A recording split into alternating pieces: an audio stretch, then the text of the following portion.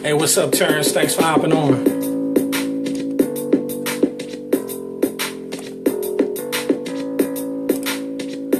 Let some people know I'm live.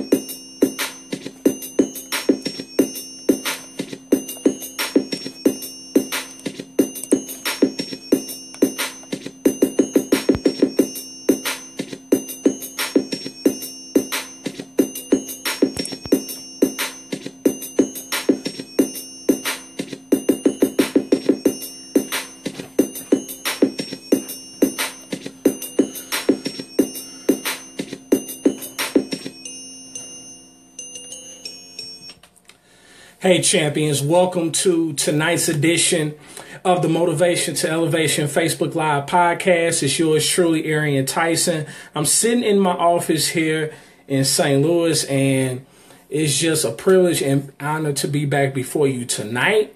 I trust that you've had a terrific Tuesday so far, and thank you so much for tuning in. I will do my best not to be before you long. And having said all that, I want to really jump into this topic because this topic can resonate with anyone. This topic can hit home for anyone, because if you have experienced any level of hurt, betrayal, etc., you can resonate with this particular topic. And this topic was inspired from a conversation that I had with a friend of mine a couple days ago. And it's been on my mind since then because they called me out of the blue and asked me, asked my opinion on something. And so I gave it, and I gave it based on things that I have experienced. So since it's been on my mind, I decided to touch on it. And so the topic for tonight is be thankful for the snakes in your life. Be thankful for the snakes in your life. And so we're going to talk about the positive, the negative, and the positive. Because believe it or not, there are valuable lessons that we can learn from dealing with snakes. And if you haven't encountered a snake, you haven't really lived yet. So let's dive in. And if you get value from this, feel free to leave me a comment. Feel free to share this podcast once it's uploaded. I remember growing up hearing that charity starts in the home.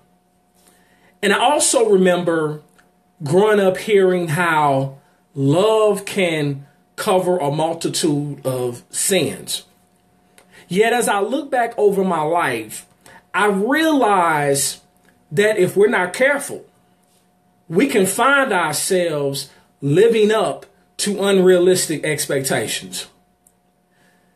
The truth of the matter is every man and every woman is flawed. Nobody's perfect, no matter how hard you try to be. And perfection is an illusion that has been forced down our throats for decades. What am I saying? What do I mean by that? We live in a world where many people are trying to be something that they're not because they truly don't love themselves. And it took me a long time for me to learn how to love myself because I fell into the trap of living up to unrealistic expectations. Think about this. A child's foundation starts in the home. It's in the home.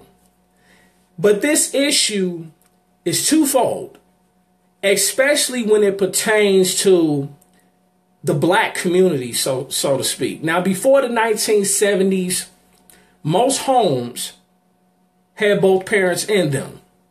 And after, what I've discovered is after the civil rights movement and after the dismantling of the Black Panther Party by the powers that be, a systemic process or a systematic process was put in place to destroy the image of the family and in particular, the black male. Society is teaching children today that it is normal for only one parent to be in the home. And by design, a man has innate abilities that a woman does not have, and vice versa, regardless of what your spiritual or religious preference is. Now, what's sad to say about it is that the roles seem to be reversing, and it is causing serious damage. I grew up in an era where the shift was beginning to occur. Most of the people that I went to school with as I got older, and I had conversations with them, most of the people that I went to school with were raised in single parent homes. And I'm a product of a two-parent home. Men and women were designed to complement each other. And I have never desired to be a woman, yet because of the absence of a man in the household, in large part, many have been put in a position, many women have been put in a position where they believe that they can be their child's mother and father. For example, society perpetuates this. For example, if I can be transparent, Father's Day has always been a hard day for me. And it's not because my father is no longer here in the physical. It's not even because of the fact that I don't have any biological children. Fathers, if we're honest about it, fathers don't get the same love and respect as mothers. And I remember years ago, I went to a Walgreens here to get a Father's Day card for my dad. And to my surprise, I discovered a section where it said, there was a card, and it said, "To my mother on Father's Day." And I gotta tell you, it ticked me off. And even in that Walgreens, I got into an argument with the lady who, come to find out, was a single mother, who believed that she can do everything for her child that a man can do. And for a male child especially, that's just not true. A father's role is just as important as a mother, yet in the world we live in, parents are looked at as dollar signs and not partners. And despite what some women think and what some men refuse to acknowledge, a man wants to feel wanted and appreciated just like a woman does. Much of the problem is that, much like that Hallmark card that I was just talking about that was made for mothers even on Father's Day, a lot of things today are catered to women. Many of the images today in today's generation sees or damaging of both women and men, from television shows to movies to music to social media, etc. And the illusion of living up to the images we see is a major issue, but it's not reality. And people are struggling to keep their heads above water. And because most single parents have grown accustomed to doing everything themselves, when someone comes along, they are either not ready or receptive to it. They feel that because they've held it down for so long without that person, they feel like they really don't need that person. And this illusion, along with the baggage that all of us have, is detrimental to our ability to establish fruitful relationships and connections, because nowadays we don't trust first, we doubt and we fear first. And as a result, many people are moving about life like a snake. And perhaps you may have experienced this in your life, like I have. Like all of us, even a snake has good and bad qualities. And it's funny how someone can tell somebody to get their house in order when they have a dysfunctional house themselves. And I learned a valuable lesson from my dad about the importance of keeping the grass cut low. And I'm going to break down the lessons I learned from that situation, from that conversation that I had with my dad, some time ago. Obviously, he passed last year. When the grass is high, our vision can become impaired. And it can become impaired. And some snakes love to be seen, and they strike when least expected. And I saw this on full display back in 2016. What I'm saying is, you have to be careful of the snakes that you come in contact with on a regular basis. Keep your proverbial grass cut low so you can see the snakes around you. What am I saying? What do I mean by that? Snakes, they used to hiss. But nowadays, if we're honest about it, and you can let me know if in the comment section if I'm correct about this, even though I believe I am. Snakes nowadays have the audacity to call you partner, brother, sister, friend, boo, babe, even bae. B-A-E, and I can't stand that word for the life. I can't stand it. I detest it every time I see it. I'm like, it makes my skin crawl. But the thing about it is, there are many snakes that you have to watch out for. Let me explain why I say that, and let me explain the type of snakes that you need to pay attention for.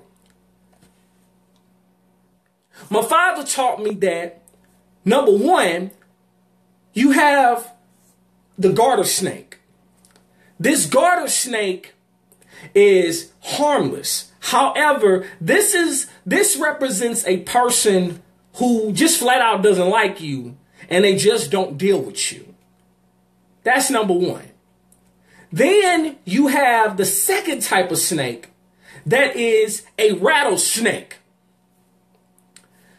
And this rattlesnake, it refers to an individual, male or female, who viciously cheats, lies, and steals from you, and then turn around and smile in your face as if they've done you a favor. And Charles, I agree. Now, boo don't bother me as much. Bae, B-A-E, yeah, that bothers me like crazy. But that's neither here nor there. So that's the second snake you have to watch for. The third snake that you have to watch for is the viper. Why do I say that? Because the viper refers to the people that claim they love you, yet they're laying in hiding. They're laying and waiting for your downfall so they can run their mouth about you behind your back. And see, the thing about vipers is that they often move too slow. And so word travels fast. And so whenever you come across a viper, let that viper know that you see them. Let them know that you see them. So that's the third snake. Let's go to snake number 4. Snake number 4 is an anaconda. And anacondas are not just in South America. Come to find out, these are people who will take from you and they'll squeeze the life right out of you and leave you gasping for air. That's anaconda. And finally, you have what is known as the king. And I grew up watching G.I. Joe. So the villain was Cobra Commander. So you have the cobra. That's the final snake. And this refers to someone that's real close to you. They constantly watch you and they grin in your face, all while privately hating on you. And these are the true wolves in sheep's clothing. And when they strike, it hurts the worst. Because you never see them coming. Keep in mind, what do all of these snakes have in common? They used to hiss. But now, as I said earlier, now they call you babe, boo, friend, sister, brother, partner, just to name a few. And it's not all inclusive, because some that actually refer to you or friends or brother or sister, they actually look at you that way and they actually treat you as such. But everybody is not your friend. Everybody is not your brother. Everybody is not your sister or your partner. Everybody is not qualified to be bae. Well, really, nobody's qualified, in my opinion, to be bae. And nobody is boo, period. And that's really not up for debate. But one of the things that I've learned about dealing with these 5 snakes is that my dad made it a priority to me to keep the yard raked and cleaned. And by doing so, I learned that you will see them before they see you. And if you know these snakes, remember, they are deadly, hurtful, vicious. And my mother taught me that snakes can be friends, associates, enemies, co-workers, and even your own family. And if you can't say amen, say ouch. If we're going to be honest with each other, I have dealt with my fair share of snakes in my life. And I have watched several people slither away. Yet, in the midst of it all, I'm still here. There are some positive things. Now, we talked about the negative things about a snake. But believe it or not, there are actually positive things that we can learn from a snake. And these are some positive things that I have learned from the snakes that I've encountered. And a great distinction that a snake has is the ability to shed its skin. What do I mean by that? In my walk as a believer, shedding means growth. For example, sometimes when we go through times of shedding, our old thought patterns or struggles surrender. Our old thought patterns or struggles or struggles to surrender to our will can take place. What am I saying? When that happens, that is part of growth. And absolutely, family can be the greatest snakes. Sometimes, you're absolutely right. The thing about it is this. In the process of this growth process, so to speak, of the shedding process, we learn to let go of old ways and make way for the new to emerge. And this benefits us because it keeps us from losing our sanity.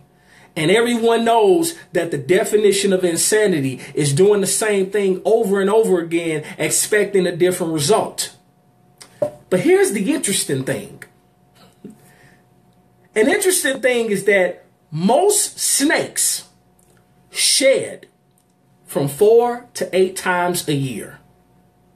What does that mean? If shedding represents growth, that means that some snakes are in a continual state of growth, which is what we should be. A continual state of letting go and becoming new. Another interesting observation that I found out is that young snakes shed more than older ones. You ever heard the phrase, you can't teach an old dog new tricks? Same principle. And as we experience new things on our individual journeys, more areas in our old life must be removed in order to make way for this maturation process that has to take place. And mature believers, since they have been walking with the Most High longer, should have all this pretty much dealt with. But the thing about it is this.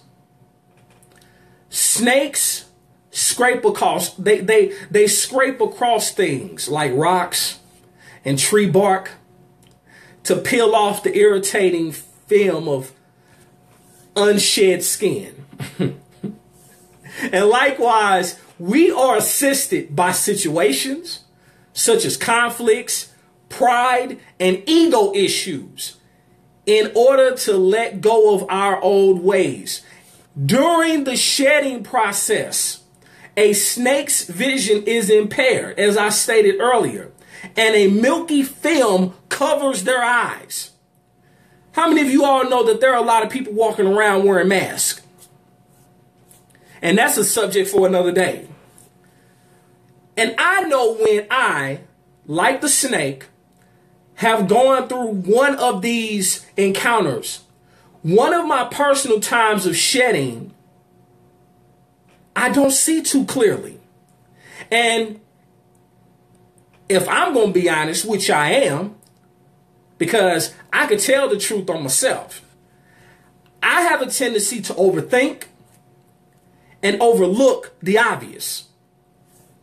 Many times, we have to realize this. We can miss the insights, and we can miss certain truths as well. But I smile knowing that I'm in good company, because we all have done this at some point in our lives. Many times I miss what God wants me to see. Many times you may have missed what God wants you to see. And see, this is where faith and love, grace and mercy comes in. And in the process of shedding, a snake's behavior becomes quite aggressive and unpredictable. My question is, can you relate to this, even in your own life, even with the people that you've dealt with, or even from your own standpoint? I can relate to this. And I can, when confronted with a part of me that I don't easily want to give up and is in need of being removed. Because you know we're creatures of habit. And the hardest thing for me is to let go of when I was younger. The hardest thing for me to let go of when I was younger was toxic people. Because one of my main core values is loyalty. But when I was younger, I was very naive, wet behind the ears, breath smelling like Similac or whatever, even though I never had Similac. But you live and you learn. And the thing about it is, and I'm about to wrap this up, is that when the snake has completed its shedding, it consumes a lot of water. What can we learn from that? When we have passed through our own time of changing and rearranging and evolving, we also can feel the urge to seek water, to seek that living water. We want to be refreshed and renewed after every character building experience. And I'm speaking from personal experience. And like me, I know most of you have a very dim view of snakes, which probably originated from the Garden of Eden story in the Bible. However, there is something to be learned from everything that we encounter, from the good, the bad, the ugly, the heartbreaks, the triumphs, the hard lessons, and the blessings.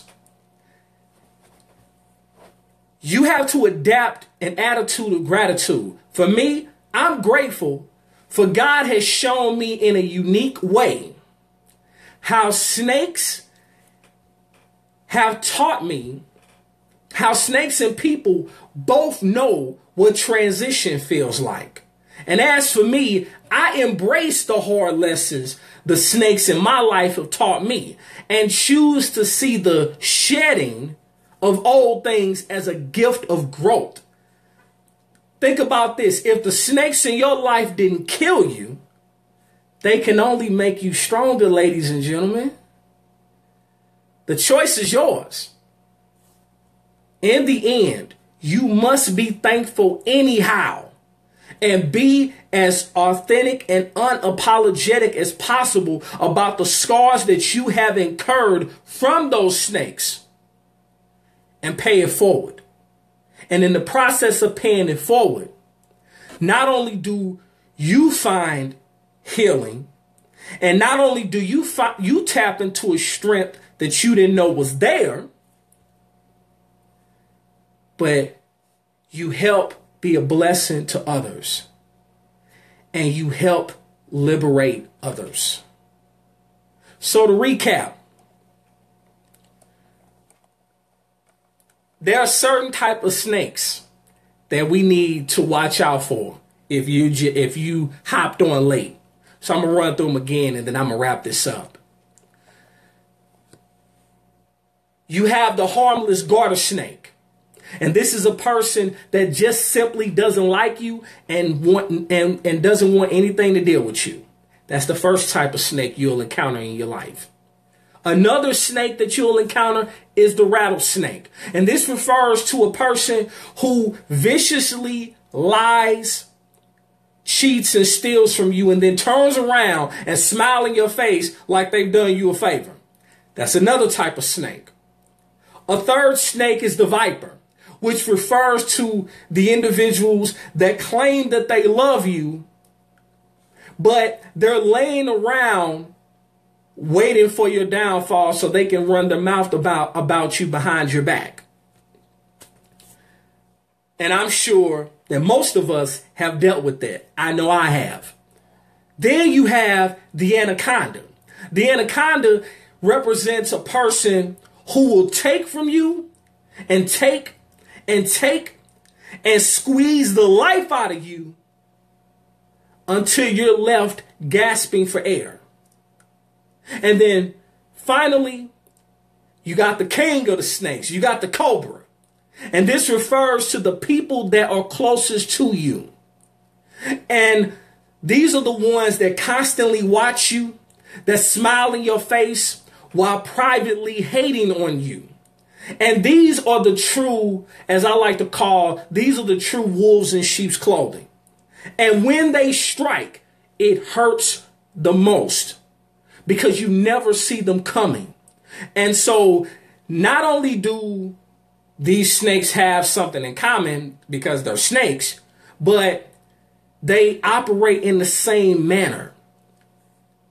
Snakes used to hiss, but now they call you bae. They call you babe. They call you boo. They call you friend. They call you brother. They call you sister. They call you partner. And snakes come in all forms, in all different shapes and sizes, whether they're blood related or not. So that's something to be mindful of. But as I've shared with you tonight, when you go through that shedding process, you become renewed. And in the process, you realize that you can't take everybody with you. You can't. And there are some things and some people that you're going to have to learn to let go of in order for you to elevate to the level that God wants you at and that God has destined for you to be at. So learn to be thankful. Learn to walk in your truth. Learn to be honest with yourself.